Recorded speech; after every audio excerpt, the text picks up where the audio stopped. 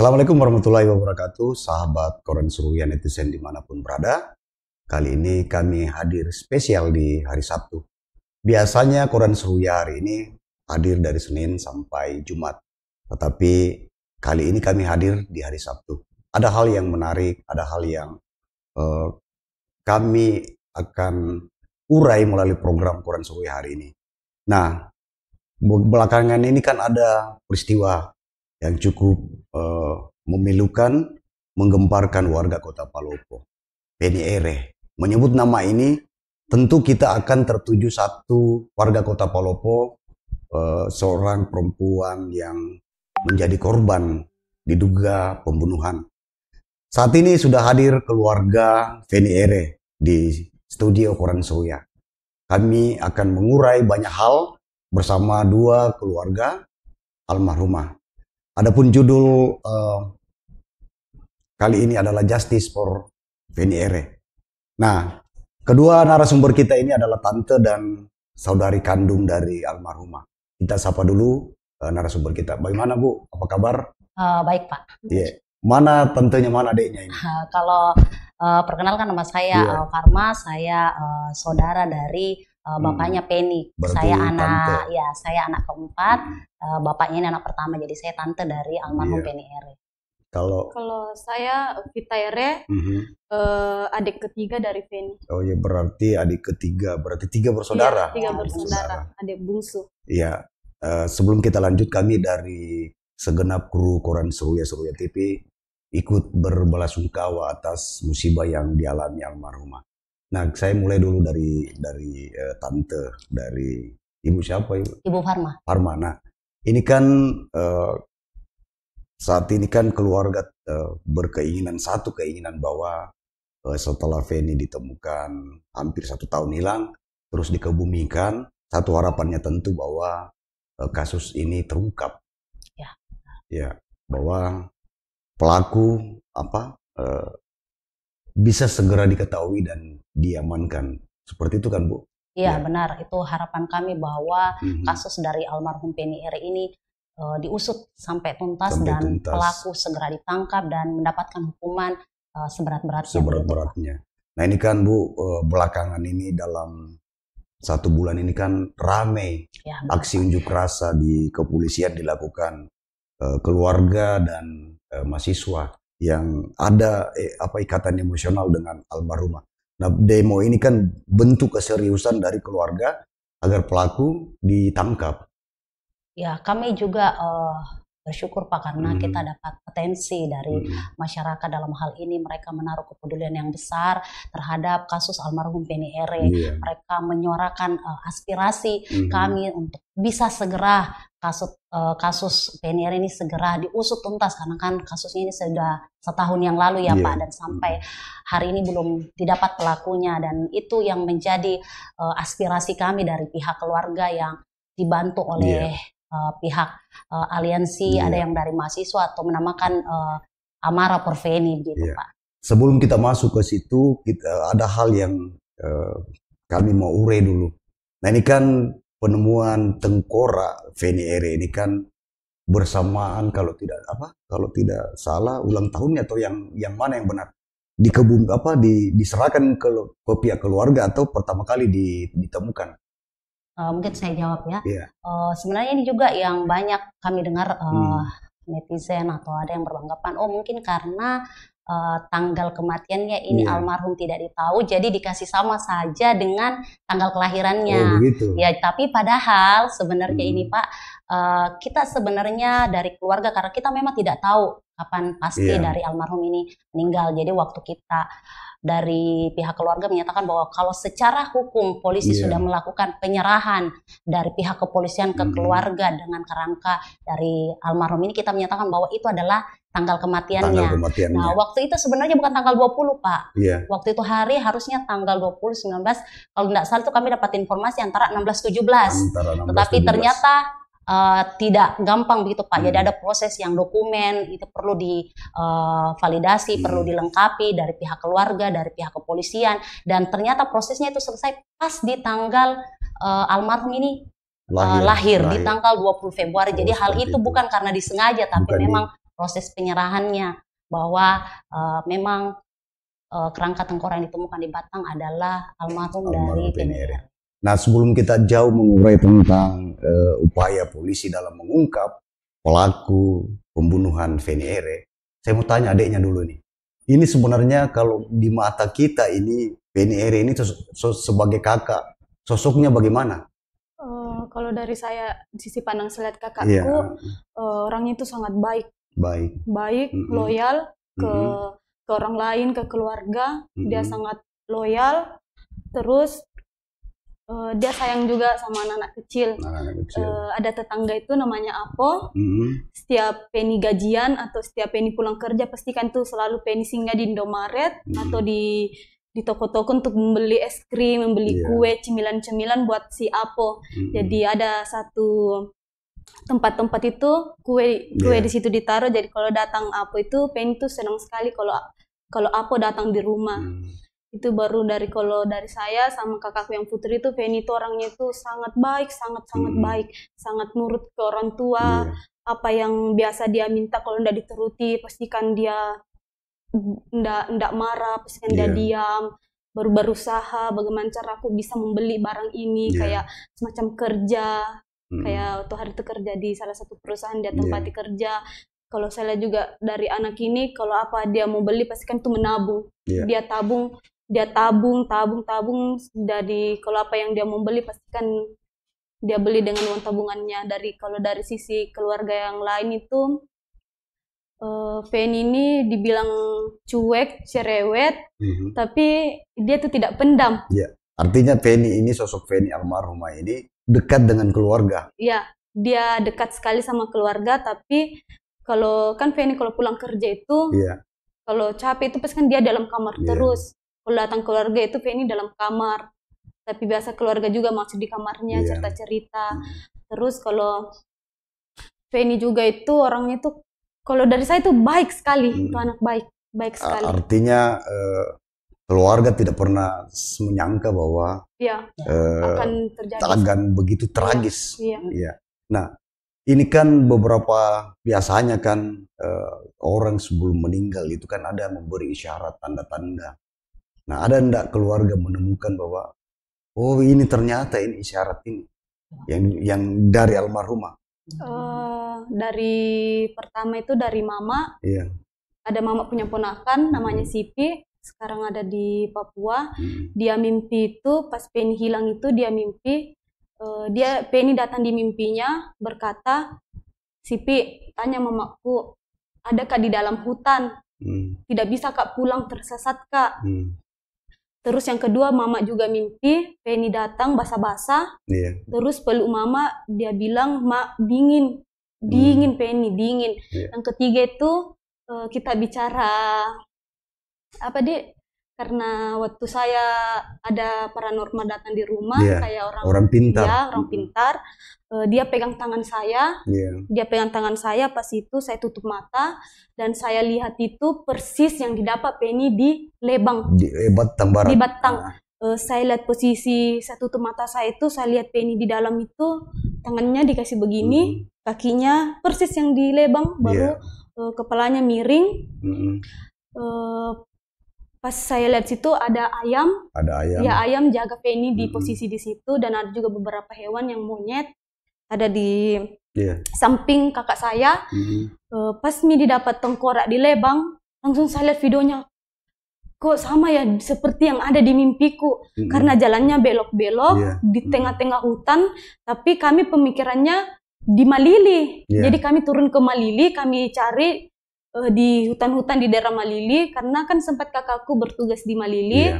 Terus kembali ke Palopo, pikirannya kami, pasti kan Feni ke Malili lagi nih. Jadi kami ke Malili dan ternyata itu ada di Batang. Di Batang. Nah, ini kan kalau catatan koran Seruya bahwa Feni R ini dinyatakan hilang itu tanggal 18 Januari 2024. Salah. 18 Januari ya Pak? 18 Januari 2024.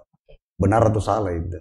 Kalau 18 Januari itu tidak tepat, almarhum masih hidup. Masih. Jadi kalau dari kami pihak keluarga itu komunikasi mulai terhenti, artinya sudah tidak berkomunikasi lagi itu berarti Pak, itu mulai tanggal 25, jadi mendekati siang. 25 Januari? Iya, 2024 itu sudah tidak ada komunikasi. Nah, di tanggal 26, 1 kali 24 jam setelah orang tuanya mencari tahu kenapa tidak tidak didapat, akhirnya di tanggal 26 Januari seorang tuanya itu melapor ke pihak kepolisian terkait hilangnya Feni Ere. Nah, ini kan ada juga muncul cerita-cerita bahwa sebelum Feni hilang kan sempat dengan geng-gengnya, istilahnya teman-teman dekatnya ini kan sempat nongkrong sebelum pulang ke rumah. Bisa kita cerita sedikit? Karena ini kan juga ada sedikit miss-miss di situ bahwa malamnya itu Feni Ere dengan teman-teman kantornya, orang Palopo bilang apa, nongki-nongki. Iya, nongkrong. Iya, nongkrong sampai larut malam sebelum pulang ke rumah. Iya, jadi memang di tanggal Feni kan dinyatakan kita mulai hilang itu tanggal 25 Januari, Pak. Di tanggal 24 itu malam, jadi ada temannya datang bertamu, kalau saya tidak salah itu Ella. Awalnya mereka sebenarnya tidak mau nongkrong, Pak. Cuman Ella bilang, saya mau keluar ini nongkrong sama teman-temannya, kayak gitu. Dan temannya ini bilang, oh ya oke, saya ikut dong, begitu. Akhirnya Feni ikut juga di situ. Jadi mereka sempat, kalau saya dengar tuh ke Cafe Galung, terus mereka juga sempat ke mana namanya, makan durian. Tengah malam makan durian. Iya, sekitar mungkin jam-jam 10-an ke atas lah, Pak. Iya, setelah itu salah satu temannya ini antarlah dia pulang kembali ke rumah, dan itu adalah terakhir kali temannya ini lihat Feni kayak gitu, Pak. Tapi dari cerita-cerita yang berkembang juga bahwa Feni katanya, apa benar bahwa sempat merasa takut untuk tinggal di rumahnya dan sempat mengajak temannya temani, Kak? Nah, kalau ini dari kami ya, Pak, memang sebelum info dari temannya ini yang terakhir lihat, sebelum Feni masuk ke dalam rumah, dia memang sempat bilang, ayo bermalam di sini sama-sama temani saya. Tetapi apakah dalam indikasi memang Feni ini ada ke arah takut atau mungkin biasanya kan kalau teman kita mau curhat, mau ngobrol, mungkin dia tidak puas pengen ngobrol, ayo bermalam kita ngobrol-ngobrol apa ya, kita tidak tahu maksud niatnya di situ. Jadi memang ada ajakan untuk bermalam kayak gitu. Tapi bukan bahwa disimpulkan bahwa almarhumah ini takut. Iya, jadi kalau dari kami tuh kembali ke pihak kepolisian saja yang bagaimana mereka menyimpulkan kayak gitu, Pak. Nah, ini kan bahwa ada juga yang berkembang bahwa Feni ini tinggal sendiri. Bahkan ada rumor yang berkembang bahwa rumah yang tempati Feni ini kos-kosan. Apa benar atau apa? Dari yang saya baca juga itu salah. Salah. Ya, bukan kos-kosan, tapi ini adalah rumah pribadi. Rumah pribadi. Ya, cuman pada malam itu memang Feni sendiri yang di rumah. Pada saat itu Feni itu masih sama mama. Sama mama. Ya, bapak itu masih ada di Lara. Feni itu sama mama di rumah itu. Terus Feni dapat kabar bahwa dia mau ke Malili. Terus Feni tanya mama, bilang, "Mak, saya mau ditugaskan ke Malili." Itu sekitar 10 hari. Terus mama bilang, "Oh, kalau begitu saya ke Lara." Tiba-tiba mama telepon bapak bilang, "Feni mau ke Malili." Bapak bilang, "Kalau begitu ke Malili, ke Lara Mi, karena saya ini sementara matrektor, nggak ada yang masakan." Jadi mama itu duluan ke Malili, duluan ke Lara sebelum Feni ke Malili. Tapi mama dan bapak dan Feni itu sering komunikasi, bilang, "Pak, saya sudah mau berangkat, pas juga mau pulang, Pak, saya sudah ada di daerah Masamba." Terus sering berkomunikasi terus sampai Feni di rumah bilang, "Pak, saya sudah sampai di rumah." Tiba-tiba mama itu dari lari itu mau ke Palopo. Itu pas hari Jumat itu mama mau memang pulang ke Palopo karena sudah dapat info kalau Feni sudah ada di rumah. Jadi memang ini rumah-rumah keluarga ya? Iya, rumah keluarga. Nah, kita kan sebagai adiknya tuh sama-sama perempuan. Biasanya kan kalau adik kandung itu bersaudara itu kadang curhat-curhat. Nah, di hari akhir terakhir sebelum almarhumah hilang, sempat nggak kita teleponan atau apa?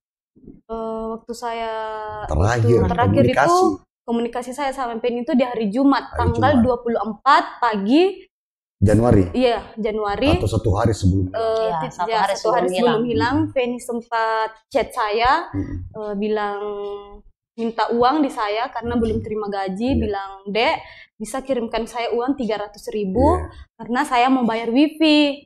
Pas juga wifi di rumah itu kabelnya putus, datanglah teknisi di rumah, pas kakak saya juga itu foto lah teknisi itu, udah kirimkanlah saya. Terus sementara pas pulang si tukang wifi ini, teknisi wifi tuh sempat VN kayak VN lucu-lucu, yang saya tanggapi juga sih, bilang jangan, dan kata-kata Mika juga tanggapi. Sampai disitulah komunikasiku sama kakakku. Tidak ada pesan-pesan kayak dia bilang. Pas saya juga bilang itu pas saya sakit di Makassar waktu Feni, saya bilang, Feni kayaknya saya sudah mau pulang ke Palopo karena kayak sakit Kak begitu. Langsung Feni bilang, Jami kok keluar dulu dari tempat kerjamu. Mungkin kapan Nak bilang kalau keluar kok dari tempat kerjamu tidak ada yang orang kasih kok uang. Karena sebelumnya saya belum kerja itu Feni sering kasih saya uang. Setiap gajian itu setiap bulan itu Feni kasih saya uang biasa 1 juta atau 2 juta karena dia lihat saya tidak kerja. Di situ juga pas misalnya dapat kerja, saya ke Makassar. Pas saya ke Makassar itu dan saya sakit di Makassar, saya bilang, "Kamu Kak resign Kak." Terus Penny bilang, "Jangan kok resign Dek, tidak ada nanti orang kasih ke uang." Tempat itu Penny telepon Kak, saya telepon. Dia bilang, "Jami kok keluar Dek, nanti orang kasih ke uang, bagus nih di situ kok kerja, bagus juga gajimu dari gajiku." Begitu. Jadi sempat saya berkomunikasi sama Penny melalui telepon. Kalau ya dulu tisu. Iya. Karena apa namanya? Bagus ini. Enggak apa-apa. Taruh di Terus kalau tantenya sendiri kita, Bu, kapan kita terakhir komunikasi sama almarhumah?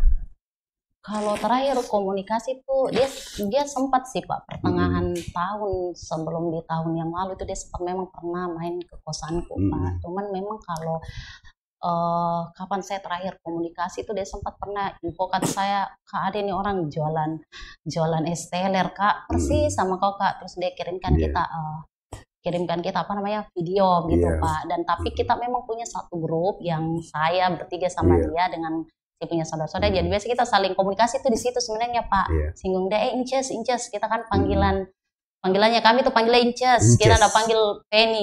Oh, dipanggil Inces. Karena dia pembersih Pak. Ini anak pembersih sekali. Jadi kita tuh ini kayak Tuan Putri saja. Jadi kita panggil dia Inces begitu. Jadi biasa di situ kita ganggu dia, Inces kok bikin apa, kok bikin ini. Jadi biasa komunikasi terakhir kita memang banyak komunikasi di grup itu Pak, kayak gitu. Ya, oke. Sahabat Koran Seru ya, masih banyak hal yang kita akan urai dari keluarga Feni Ere. Tetapi kita jeda dulu, ada berita yang mau lewat. Kebakaran hebat melanda desa Salubua, Kecamatan Suli Barat, Kabupaten Luwu pada Kamis petang. Akibat peristiwa itu, 6 rumah warga hangus terbakar, mengakibatkan 8 kepala keluarga kehilangan tempat tinggal. Kepala Dinas Pemadam Kebakaran Kabupaten Luwu, Yusuf, mengungkapkan, kerugian material ditaksir mencapai lebih dari 500 juta rupiah. Tim pemadam sempat mengalami kendala dalam proses pemadaman, karena lokasi kejadian cukup jauh dari posko damkar di Larompong yang berjarak sekitar 30 km ke lokasi kejadian. Laporan pertama diterima pukul 17.55 WITA dari seorang warga bernama Jumardi. Tim rescue dari sektor Larompong dan posko induk Belopa dikerahkan. Tim tiba di lokasi pukul 18.23 WITA dan langsung melakukan pemadaman. Proses pemadaman berlangsung selama kurang lebih 3 jam sebelum api berhasil dijinakkan pada pukul 21.50 WITA. 6 rumah yang terbakar masing-masing milik Jabir 47 tahun, Jamado 72 tahun, Suherman 38 tahun, Nirwan 34 tahun, Makaranau 80 tahun, dan Halijah 31 tahun. Berdasarkan informasi awal, kebakaran diduga berasal dari api dapur salah satu rumah warga yang merembet hingga menghanguskan bangunan lainnya. Dari Kabupaten Luwu, jurnalis Seruya TV mengabarkan.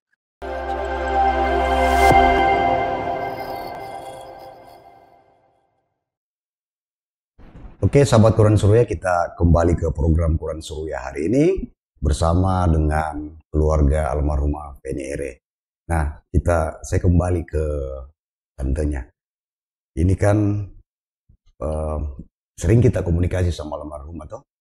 Nah, selama komunikasi itu pernah enggak almarhumah curhat ada masalah atau apa, atau baik masalah di kantor, masalah dengan pasangannya misalnya, pacarnya atau apa? Pernah enggak dia curhat? Kalau curhat ini sih Pak, sejauh ini tidak, karena Feni ini tipikal anaknya, dia anaknya kuat Pak. Kuat. Dia misalnya kayak gini, kadang-kadang kalau dia punya masalah, dia rasa bahwa, oh saya masih bisa tampung, saya masih kuat, ya saya masih bisa tahan sendiri ya, saya simpan sendiri gitu. Jadi artinya dia tidak share ke gitu, makanya ini anak memang kita bilang dia anak kuat, anak yang berani, karena semua masalahnya mampu dia tampung gitu. Artinya sendiri. Untuk masalahnya itu tertutup. Dia juga tidak tertutup kalau ditanya-tanya, Ces ada pacarmu kah? Bilang, apa kakak, ada Jip gitu, kayak kita suka gangguin begitu Pak, ada kak pacarmu, ada kayak ini, tidak juga gitu, tapi dia tidak sebutkan kayak begitu Pak, kayak gitu, karena kita tahu karakternya ini anak, dia memang kalau dia bilang, kalau dia tidak mau bilang, ya kita juga tidak mau paksa begitu. Paham. Jadi dia biasa suka simpen di dalam hatinya, oh mungkin saya masih kuat, masih mampu begitu Pak. Kalau kita adiknya pernah enggak dia bahwa biasanya kan kalau adik kakak, apalagi kalau perempuan kan biasa kan ini komunikasi curhat-curhat. Pernah enggak almarhumah ini cerita bahwa saya ada masalah? Ya, kalau dalam masalah itu enggak pernah dia bilang, ya kalau masalah biasa kayak bilang, Dek, nih ada orang suka-suka kak, coba bedek kolak fotonya bagaimana orangnya. Terus saya bilang, enggak bagus ini, begini-begini orangnya. Bilang, oh iya kak, dia bilang iya, sudah itu selesai nih. Tapi bahwa jalan-jalan almarhumah ini hilang, dia enggak pernah cerita bahwa saya ada masalah. Misalnya ada orang yang tidak suka sama saya mungkin ada konflik, enggak seperti itu deh. Cuman memang pernah enggak Feni cerita bahwa ini pacarku? Kalau dari Feni itu biasa itu kayak bercanda gitu, kayak main-main bercanda lah sama dia, bilang, Dek ada nih pacarku, kayak begitu-begitu biasa. Mana pacarmu? Bilang tunggu mi, nanti kotok nanti siapa, kayak begitu orangnya ya. Kadang tuh kayak dibilang bercanda, karena kalau bicara tuh kayak main-main begitu. Makanya kita sering gangguin. Tapi kan biasanya kan Feni kan bukan anak-anak. Umur berapa sekali sebelumnya? Dia waktu itu hilang kayaknya sekitar 27 tahun. 27 tahun. Nah, kalau perempuan kan dewasa sekali. Biasanya kan kalau ada pasangannya, ada pacarnya, tentu kan biasa datang ke rumah. Nah, selama ini ada enggak orang, ya semacam orang dekatnya, laki-laki, yang biasa datang ke rumah bertamu, atau sering jemput, atau antar jemput, yang kita tahu? Kalau saya waktu masih di Palopo itu ada ya cowoknya datang, tapi enggak bisa disebut nama, ya ada biasa datang di rumah, biasa datang juga jemput Feni pergi kerja. Iya, begitu. Dan sampai akhir hayatnya Feni hilang itu, pacarnya itu masih sama dengan Feni atau tidak, Mi? Kurang tahu kayaknya itu. Iya, kalau itu sih kami kurang tahu karena Inces Feni enggak cerita gitu Pak. Iya, jadi kita juga enggak bisa mengambil satu kesimpulan apakah hilangnya Feni dengan ini mereka masih punya status begitu atau bagaimana begitu. Tapi yang kami tahu memang dia dekat sama ada orang dekat sama dia kayak gitu Pak. Kayak gitu. Oh, seperti itu dia. Iya, dia dekat gitu. Yang ada kita memang sinyalir mungkin ini adalah orang yang dekat sama dia, yang cowok ini kayak gitu. Oh, seperti Pak. itu dia. Iya. Tapi dia tidak pernah cerita. Iya, dia tidak pernah info bilang ini nih gitu. Ini nih itu. Iya. Oh, seperti itu dia. Iya. Nah, ini kan sekarang ini setelah ditemukan tengkoraknya, kemudian dikebumikan, kasus ini kan bergulir di kepolisian. Kasus ini bergulir di kepolisian. Nah, pihak keluarga ini kan berharap bahwa pihak kepolisian bisa mengungkap pelaku di balik meninggalnya almarhumah. Nah, ada ndak namanya kan keluarga ini kan pasti kan mencari tahu apa, menelusuri dan berbagai hal. Ada ndak pihak keluarga curigai bahwa ini pelakunya? Kalau kita sih kecurigaan itu tentunya yang bisa menegakkan diagnosa bahwa oh ini pelakunya tentunya adalah pihak kepolisian, karena mereka yang punya kewenangan Pak. Dalam hal ini kami pihak keluarga hanya ada kecurigaan gitu Pak. Jadi kami ada menduga kecurigaan sepertinya ini adalah pelakunya. Jadi kita memang mencurigai orang-orang terdekatnya. Ada yang dicurigai? Iya. Satu orang atau beberapa? Kalau yang ini kami tidak bisa sebutkan bilang berapa orang, jumlah orang, tapi memang ada yang kita curigai orang-orang terdekatnya. Ya, kalau adiknya sendiri ada kita curigai. Seperti itu. Tapi tidak bisa disebutkan dalam live ini toh. Diserahkan kepada pihak kepolisian. Nah, sahabat Koran Seru ya, kita akan mencoba menghubungi kuasa hukum dari almarhumah ya Pak Muhammad Rizky Syaputra. Kita akan coba. Ya, oh seperti itu. Jadi sebelum kami akan menghubungi kuasa hukum dari keluarga Feni Ere, kita lewatkan dulu satu tayangan ini. Universitas Kurnia Jaya Persada atau UKJP Kota Palopo salah satu universitas yang maju dan berkembang di Kota Palopo, Provinsi Sulawesi Selatan. Salah satunya UKJP Palopo memiliki Fakultas Kedokteran dan saat ini telah membuka penerimaan mahasiswa baru tahun akademik 2025-2026. Fakultas Kedokteran UKJP Palopo berkomitmen untuk menghasilkan lulusan dokter yang memiliki multipotensi untuk bekerja sesuai praktisi di fasilitas kesehatan tingkat primer maupun tingkat lanjut. Sebagai pendidik, sebagai peneliti, atau melakukan pekerjaan lain yang terkait sebagai agen perubahan dan pembangunan sosial. Dengan fasilitas perkuliahan yang modern dan kampus yang representatif, Fakultas Kedokteran UKJP Palopo memiliki program studi sarjana kedokteran. Program kedokteran ini adalah program pembekalan akademik pada jenjang strata 1 atau sarjana, yang merupakan tahap pertama dari serangkaian perjalanan akademik mahasiswa Fakultas Kedokteran untuk menjadi seorang. Ya, sahabat Koran Seru ya, kita kembali lagi ke program Koran Seru ya hari ini bersama dengan keluarga almarhumah Feni Ere. Nah, saat ini kami sudah terhubung dengan kuasa hukum keluarga almarhum Feni Ere, Bapak Muhammad Rizky Syaputra. Selamat siang Pak Rizky. Selamat siang. Ya, nah saat ini kan kami lagi live di Seruya TV. Apa kabar ini Pak Syaputra, Pak Rizky? Sehat, Pak. Ya. Ya, nah ini kan saat ini lagi berproses penyelidikan kasus Feni Ere di Polres Kota Palopo. Nah kita sebagai pihak kuasa hukumnya, bagaimana kita melihat sebenarnya proses hukum ini yang mulai mendapat sorotan dari masyarakat, termasuk mahasiswa dan kalangan keluarga, karena ada kesan bahwa terlalu lamban ini Pak. Bagaimana kita melihat?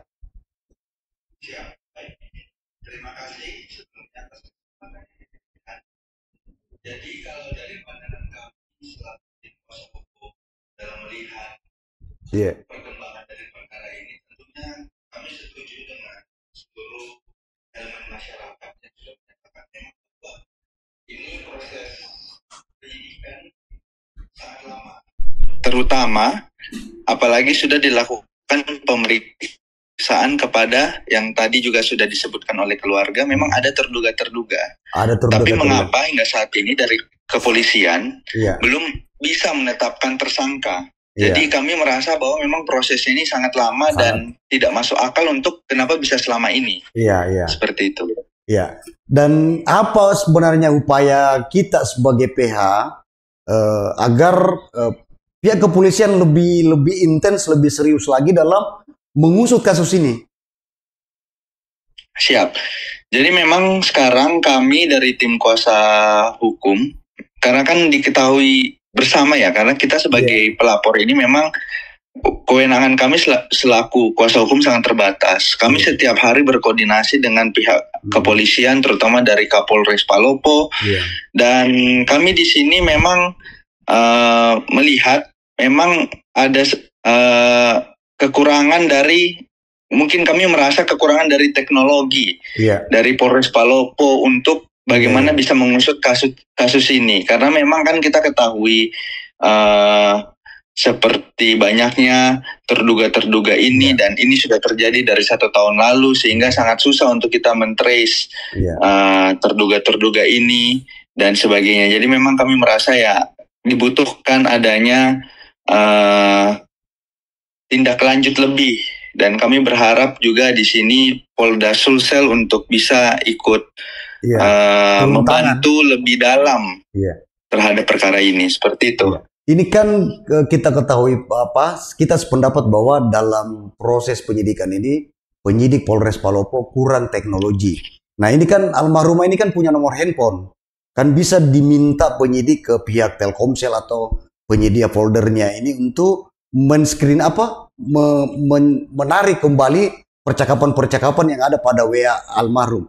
Nah ini kan bisa kita sependapat bahwa Polda mesti turun tangan karena lebih memiliki teknologi untuk ini pengungkapan.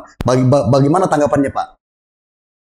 Baik, jadi memang dari minggu lalu atau 2 minggu lalu memang kami sudah diinfokan bahwasanya memang dari pihak Polres Palopo melalui Polda juga sudah memintakan kepada Telkomsel untuk men-trace, tapi memang hingga saat ini kami belum mendapatkan update terbaru mengenai hal tersebut. Tapi kan itu dalam penegakan hukum pengungkapan kasus itu kan bisa pihak kepolisian meminta ke Telkomsel atau perusahaan ini penyedia. Bisakah Pak memang? Menurut diskusi saya dengan pihak kepolisian Pak, memang sudah ditanyakan Pak kepada pihak Telkomsel. Tapi hingga saat ini kami belum mendapatkan update lebih lanjut dari kepolisian mengenai tindak lanjut tracing HP tersebut Pak. Iya. Nah kalau kita kan berkomunikasi langsung dengan pihak kepolisian, apa update informasi terakhir yang disampaikan pihak kepolisian kepada kita untuk diteruskan ke keluarga almarhum, perkembangan terkini? Ada enggak Pak? Ya. Baik, jadi memang untuk informasi paling terakhir Pak ya. Jadi kami terakhir kali mendapatkan informasi ini di hari Kamis kemarin Pak. Tapi sebelum hari Kamis ini kami sudah mendapatkan SP2HP yang dimana di situ dinyatakan memang sudah ada beberapa update mengenai pihak-pihak yang sudah diperiksa. Ada puluhan saksi Pak yang sudah diperiksa hingga saat ini. Update-nya terakhir di hari Rabu bahwasanya dari pihak yang diduga ya Pak, terduga ini sudah diperiksa di Polda Sulsel yang didampingi juga oleh penyidik dari Polres Palopo. Tapi hingga informasi itu kami dapatkan, tidak ada informasi penting yang bisa didapatkan dari para terduga ini untuk dapat ditetapkan sebagai tersangka. Jadi kami melihat ada kekurangan di sini dari pihak kepolisian untuk bisa menggali lebih dalam mengenai informasi-informasi ataupun fakta-fakta sebenarnya Pak. Nah Pak Rizky ini kan tentu juga mendalami perkara kematian almarhum ini. Ada enggak Pak Rizky sendiri dari sejumlah saksi yang sudah diperiksa, ada yang kita curigai? Tentunya kami juga sering berdiskusi dengan keluarga mengenai kira-kira siapa terduga utama atau dan tadi sudah disampaikan juga oleh keluarga memang ada pihak-pihak yang terduga. Tentunya kami sebagai masyarakat sipil, walaupun di sini kami sebagai kuasa hukum, tapi memang kewenangan dari penyidikan ini kan memang ada di kepolisian. Jadi memang kami hanya bisa menduga dan kami serahkan sepenuhnya kepada kepolisian, yang mana hingga saat ini memang Pak belum ada dari semua yang sudah diperiksa oleh kepolisian belum dapat menarik tersangka Pak. Seperti itu. Nah katakanlah penyidikan di pihak kepolisian Polres Palopo berlarut-larut lamban. Ada enggak upaya dari pengacaranya kita mewakili keluarga untuk mendorong kasus ini diambil alih Polda Sulsel atau bagaimana? Baik, tentunya iya Pak. Jadi memang salah satu dari tim kami juga sudah berkoordinasi langsung dengan Komisi 3 Pak untuk bagaimana caranya kasus ini bisa di follow up langsung dipindahkan ke Polda. Dan kami juga sebenarnya dari Jumat kemarin sudah meminta Pak langsung kepada pihak kepolisian di Polres langsung saja dipindahkan ke Polda kalau memang dari segi kemampuan teknologi, dari segi kemampuan resource yang dimiliki oleh Polres Palopo memang tidak cukup. Tapi memang hingga saat ini kami belum mendapatkan respon ya Pak terkait hal ini. Tapi kami akan tetap push bagaimana sehingga karena kami berharap apabila memang ini dihandle oleh Polda Sulsel Pak, kami merasa perkara ini akan dapat cepat mendapatkan suatu hal yang terang karena memang dari resource, dari teknologi yang dimiliki oleh Polda Sulsel pasti jauh lebih canggih dan lebih daripada Polres Palopo Pak. Ya, ini terakhir Pak Rizky, ini kan kita sebagai kuasa hukum keluarga ini, apa harapan kita dalam pengungkapan perkara ini? Karena kan kalau kita dilihat di media sosial ini kan sudah ada satu foto yang viral bahwa ini pelakunya. Nah, apa harapan kita terhadap pengungkapan kasus? Harapan kami dari kuasa hukum juga di sini mewakili keluarga. Kami memiliki 2 poin utama Pak sebenarnya. Dua harapan utama. Yang pertama adalah segera menetapkan tersangka yang memang benar merupakan pelaku. Jadi kami juga tidak ingin bahwa memang ada pihak-pihak yang memang bukan pelaku untuk dijadikan tersangka Pak. Kami ingin memang polisi segera secepatnya, kalau bisa minggu depan sudah ada tersangka Pak. Itu yang pertama dari kami, karena memang di sini demi keadilan di sini bukan hanya untuk keluarga Pak, tapi juga dari seluruh elemen masyarakat Pak sudah menuntut kepolisian. Jadi kami mengharapkan itu yang pertama. Dan yang kedua adalah hukuman yang setimpal bagi pelaku nantinya. Jadi jangan hanya sudah ditetapkan tersangka, tapi ya kemudian hukumannya tidak sebanding dengan apa yang sudah dilakukan oleh pelaku ini. Itu Pak 2 harapan utama kami sebenarnya Pak. Ya, oke Pak Rizky, terima kasih waktu Pak. Iya, siap. Ya, terima kasih. Assalamualaikum warahmatullahi wabarakatuh. Waalaikumsalam warahmatullahi wabarakatuh. Sahabat Koran Suruya, demikian perbincangan kami dengan kuasa hukum dari keluarga almarhumah Penny Ere. Jelas terungkap bahwa ada kekecewaan keluarga almarhumah karena sampai saat ini pelaku belum tertangkap, belum terungkap.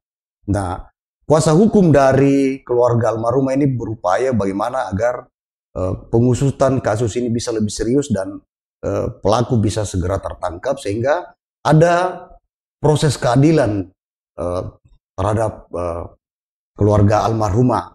Nah, bagaimana kita melihat apa yang disampaikan dari kuasa hukum tadi? Kalau dari pendapatnya kami juga karena kami dengan kuasa hukum sudah satu Pak, kami memberikan kuasa, jadi apa yang disampaikan oleh Pak Rizky tadi itu juga kami setuju dan mereka sudah melakukan langkah-langkah hukum yang seperti tadi yang disampaikan untuk menaikkan kasusnya dari Polres untuk naik ke Polda Pak, kayak gitu. Jadi kami sangat mendukung apa yang dilakukan oleh kuasa pihak hukum kami untuk biar kasus ini itu cepat tuntas dan pelaku segera ditangkap. Seperti bahwa kalau misalnya Polres Palopo tidak mampu diambil alih Polda. Ya, harapan kami sih seperti itu. Kasus itu cepat selesai Pak. Bagaimana caranya untuk cepat selesai? Ya kami mau itu ditempuh begitu Pak. Ya, nah ini kan sempat kemarin juga tersiar, sempat ada diberitakan media bahwa awalnya Polres tidak merespon laporan ini. Bahkan ada bercanda jamuku melapor, Sarm itu kakakmu. Nah, setelah nanti muncul ini persoalan ini, ada klarifikasi dari Polres bahwa kami sebenarnya tidak seperti itu. Nah, bagaimana keluarga melihat itu? Kalau di awal pelaporan memang di kedua orang tuanya ini Pak, waktu pelaporan di tanggal 26 itu laporannya memang diterima. Mereka juga sempat datang ke TKP, cuman memang ada komentar yang memang kita sayangkan begitu Pak. Tapi melihat sekarang bagaimana mereka bekerja juga, kita juga cukup apresiasi dari pihak kepolisian mengusut tuntas kasusnya ini Pak. Cuman memang masih belum terungkap ya. Iya, itu yang seperti tadi diinfokan oleh PH-nya kami. Nah, kita kembali lagi bahwa setelah Feni Ere dilaporkan hilang itu kan keluarga sempat menemukan di kamarnya itu ada bercak darah atau katanya ada bercak darah. Iya, kita temukan ada bercak darah yang kita ada celana, terus ada bercak di di lampu hias, di dinding dan di sepatu ya kita ya, seperti itu Pak. Di mana ditemukan, dalam kamarnya Feni atau? Kalau yang celana berdarah itu kan di pintu samping Pak. Saat bapaknya buka ada terus darah di rak yang kebetulan persis di pintu samping juga. Dan kalau yang lampu hias itu dengan darah yang di dinding itu di kamarnya almarhum. Nah, pada waktu ditemukan itu bagaimana sebenarnya kondisi kamarnya Feni? Rapi kah atau memang acak-acakan atau bagaimana kondisi kamarnya? Pada saat temannya datang ke rumah itu panggil Feni buat pergi ke Cafe Galung itu, temannya bilang posisi kamarnya Feni itu sangat berantakan. Ya, berantakan di kamarnya itu kayak semacam kayak ada rambut-rambut, ada catokan, tas, terhambur lah. Pas Feni hilang itu, dikabarkan hilang, bapak saya masuk ke dalam rumah dan orang tua saya masuk ke dalam rumah itu, dalam kamarnya, posisi kamar itu sangat-sangat bersih. Ya, bersih sekali. Tidak ada ke keluarga yang membersihkan? Tidak ada, karena posisi itu pas Feni hilang itu sendiri di rumah. Berarti ya ini juga yang agak penuh tanda tanya. Siapa yang membersihkan kamar itu?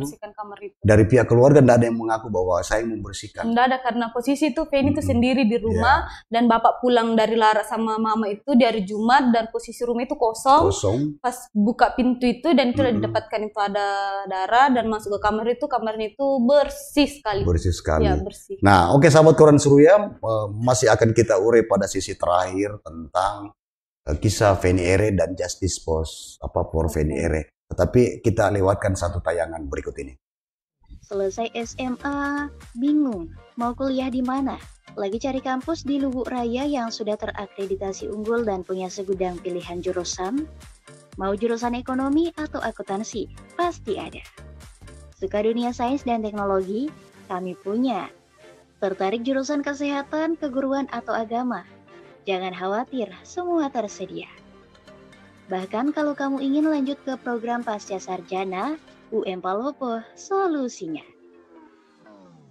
Yuk, buruan daftar di Universitas Muhammadiyah Palopo untuk tahun ajaran 2025-2026. Pendaftaran dibuka mulai 1 November 2024 sampai 4 September 2025. Pilih dari 6 jalur pendaftaran yang fleksibel. Gratis biaya pendaftaran untuk semua jalur kecuali jalur reguler.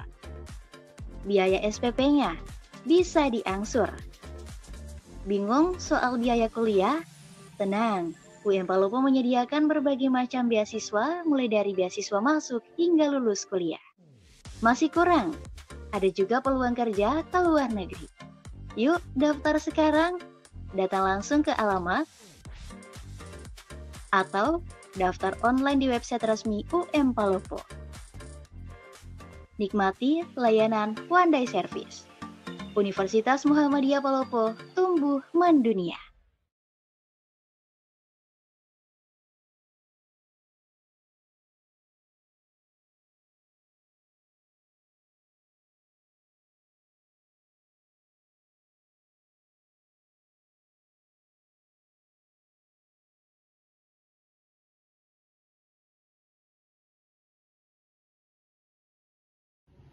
Andi Tada, Kota Palopo menjadi salah satu tempat favorit bagi masyarakat untuk berburu takjil selama Ramadan. Lokasi ini tersedia berbagai pilihan makanan dengan harga yang terjangkau. Berbagai menu takjil yang disajikan di Andi Tada sangat bervariasi, mulai dari aneka gorengan dengan harga hanya 5.000 untuk 4 potong. Kue basah yang terdiri dari 3 hingga 4 potong dengan harga 5.000 hingga kue tradisional seperti bingka yang diharga antara Rp10.000 hingga Rp15.000. Tidak ketinggalan ada juga puding Nutrijel, cincau, dan berbagai jenis lainnya yang dijual dengan harga Rp5.000. Beberapa pedagang di Andi Tada menawarkan produk yang dibuat sendiri. Ada juga menjual produk dari UMKM setempat.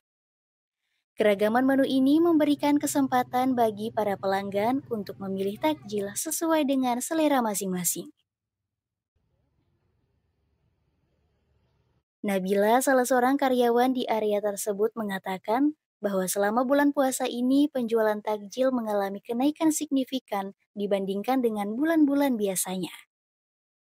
Ia mengatakan penjualan memang meningkat apalagi saat jam-jam berbuka puasa. Nabila mengatakan ia buka mulai pukul 11 siang hingga 18 petang.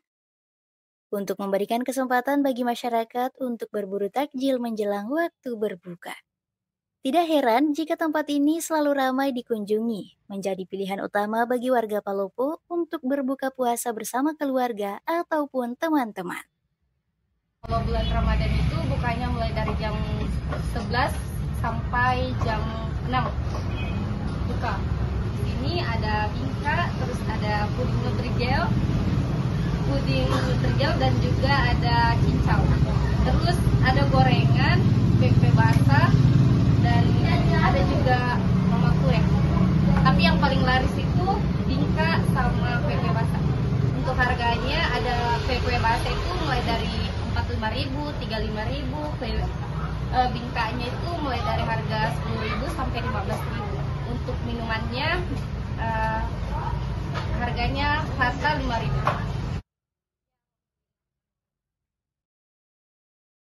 Dengan harga yang terjangkau dan beragam pilihan takjil, Andi Tada Kota Palopo tetap menjadi destinasi favorit selama bulan suci Ramadan.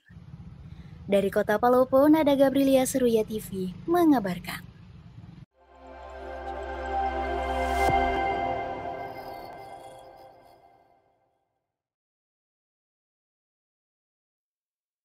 Ya, sahabat Koran Seruya, kita kembali lagi ke program Koran Seruya hari ini bersama dengan keluarga almarhumah Penny Ere. Nah, saya ke tantenya ini. Ini kan keinginan keluarga kan agar pelaku cepat terungkap. Nah, harapan keluarga ini tentu harus dibarengi kerja serius dari pihak kepolisian.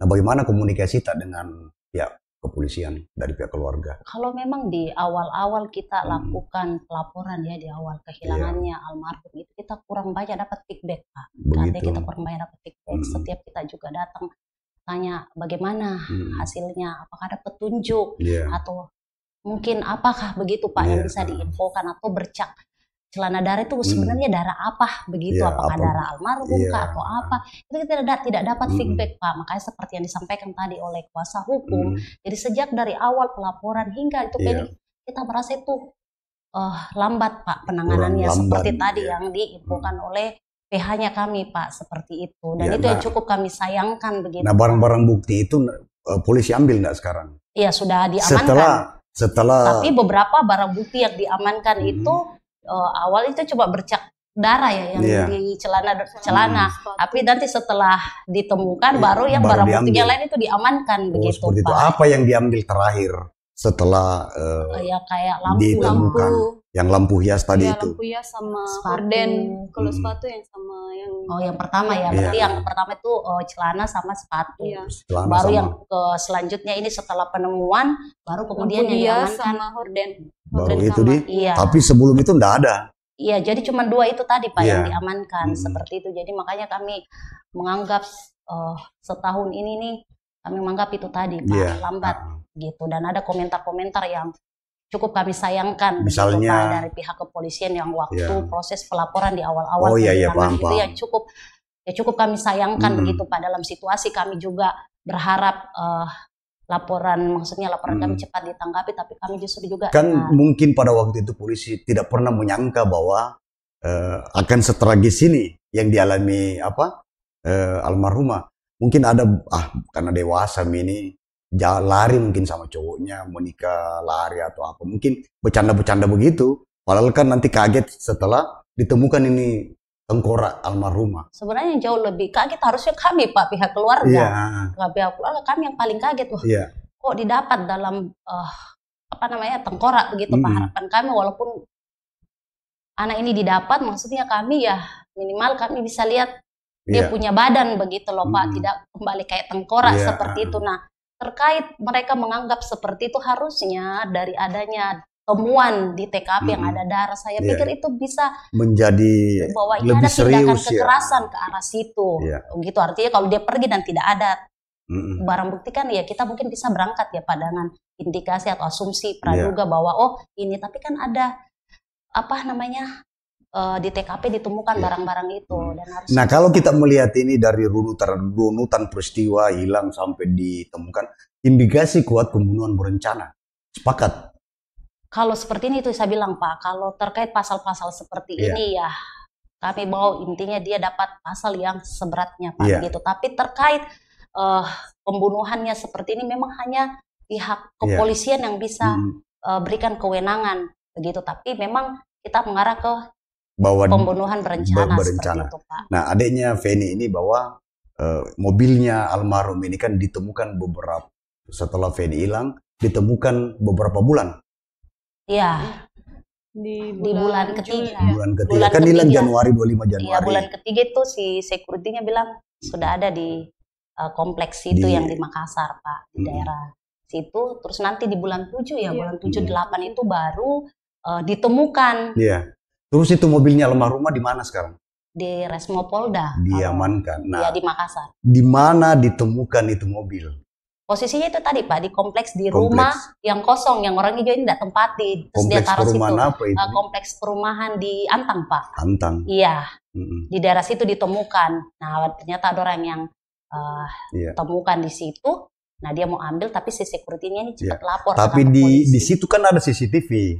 Karena mungkin 3 bulan namanya ya Pak, tuh. 3 bulan dari bulan 3 katanya sampai bulan 7 sudah tidak ada lagi CCTV yang tangkap, yang kami dapat informasi dari pihak Resmo Polda begitu. Ya, harapan kita sebagai keluarga ini terhadap pengungkapan kasus ini, apa harapan Pak? Ya harapan kami selalu satu Pak, seperti yang didapatkan tadi bahwa kita mau kasus ini diusut tuntas. Pelakunya didapat dan pelaku yang benar-benar melakukan tindakan kejahatan terhadap almarhum Feni Ere dan mendapatkan hukuman yang setimpal Pak, sesuai dengan apa yang dia lakukan kepada almarhum Feni Ere. Hanya itu harapannya kami Pak, tidak ada yang lebih. Kalau kita adiknya apa harapan tak? Kan pasti sangat kehilangan kita. Kalau saya juga sih pelaku bisa dihukum setimpal-timpalnya. Kalau bisa dihukum mati. Nah, kita ini mencoba untuk berkomunikasi, mewawancarai dengan Kasih Humas Polres Kota Palopo. Tetapi sebelum itu ada jeda video berikut ini. Generasi Z dikenal sebagai generasi yang kreatif, melek teknologi, dan sangat responsif terhadap perubahan tren. Di tahun 2025, peluang usaha yang menjanjikan bagi Gen Z adalah yang berbasis digital dan berorientasi pada gaya hidup. Salah satunya adalah usaha thrift atau pre-love fashion. Dengan meningkatnya kesadaran akan sustainability, menjual pakaian bekas berkualitas bisa menjadi ladang bisnis yang menguntungkan. Ditambah dengan kemampuan Gen Z dalam memanfaatkan media sosial untuk pemasaran, sehingga usaha ini makin berpeluang besar.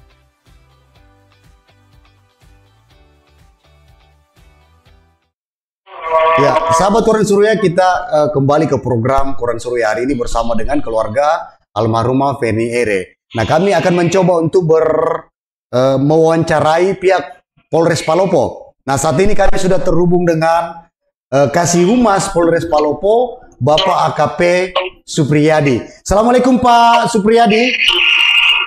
Waalaikumsalam Pak. Ya. Agak putus-putus ini jaringan. Siap Pak. Nah, ini kan kami lagi bersama dengan keluarga almarhumah Feni Ere. Nah, mereka berharap pihak kepolisian benar-benar serius dan cepat mengungkap pelaku pembunuhan almarhumah. Nah, bagaimana Polres Palopo melihat ini? harapan keluarga almarhumah. Baik Pak, terima kasih. Jadi kami perlu jelaskan bahwa kasus penemuan kerangka yang beberapa hari yang lalu yang diduga atas nama almarhumah perempuan Feni Ere, bahwa untuk perkembangan kasus Polres Palopo dalam hal ini penyidik Satreskrim Polres Palopo telah melakukan langkah-langkah dalam melakukan upaya untuk pengungkapan kasus kematian daripada almarhumah Feni Ere. Adapun progres yang telah dilakukan oleh tim Polres Palopo dalam hal ini Satreskrim Polres Palopo, kemudian di backup atau dibantu dengan tim Polda Sulsel, di mana saat ini perkembangannya telah melakukan beberapa langkah, diantaranya telah melakukan pemeriksaan saksi, yaitu kurang lebih 26 orang. Kemudian hasil visum daripada korban itu ada hasilnya diduga ada unsur kekerasan, sehingga diduga dilakukan ada unsur pembunuhan. Ada pembunuhan ya. Selanjutnya hasil DNA sementara ini ada berapa yang belum kita terima, sehingga perkembangan kasus ini masih dalam tahap penyelidikan dan penyidikan. Demikian untuk sementara. Nah, ada yang menilai bahwa publik menilai dan termasuk kuasa hukum almarhumah Feni Ere menilai bahwa sangat lamban Polres Palopo ini mengungkap pelakunya. Nah, bagaimana Pak Kasih Humas melihat ini, penilaian ini? Baik, kalau memang dilihat dari perkembangan kasus, kami juga memang penyidik, di mana kasus ini kami anggap kasus yang sangat sulit. Mengapa? Karena saksi-saksi yang kita sudah periksa masih minim, termasuk saksi yang dapat memberikan petunjuk atau yang dapat melihat itu masih minim sekali, sehingga kasus ini memang dilihat dari kacamata baik dari pihak korban maupun warga itu mengatakan bahwa lamban. Namun demikian kami dari Polres Palopo dalam hal ini penyidik Polres Palopo, Satreskrim Polres Palopo sangat atensi kasus ini. Terbukti bahwa kita melakukan upaya-upaya termasuk DNA-nya, mudah-mudahan hasil DNA yang kita kirim ke laboratorium forensik Mabes Polri secepatnya ada hasil, diantaranya itu percikan darah, kemudian beberapa pakaian-pakaian yang dipakai oleh korban, kemudian yang di mobil itu, mudah-mudahan semua ada hasil yang bisa ada perkembangan, sehingga kasus ini kami mohon doanya dapat segera mungkin terungkap. Demikian. Ya, terima kasih waktu itu Pak Kasih Humas, penjelasan terima kasih. Dan siap. Ya, siap. Assalamualaikum warahmatullahi wabarakatuh, Komandan. Waalaikumsalam warahmatullahi wabarakatuh. Selamat siang. Nah, tadi kan kita sudah melihat penjelasan dari pihak Polres Palopo bahwa mereka juga tidak main-main, serius juga. Bahkan sampai yang barang bukti diambil percikan darah itu kan lagi dites DNA. Dan kita berharap di antara percikan darah itu ada darah pelaku. Ya, amin Pak. Itu harapan kita juga Pak sebagai keluarga, karena sejak penemuan juga polisi juga cukup intensif Pak. Kita memang cukup, menurut saya Pak, cukup berbeda dari pelaporan di awal. Dari awal kan ada kesan main-main. Ya, tanda putih main-main. Tetapi setelah dalam proses-proses ini ada keseriusan pihak kepolisian.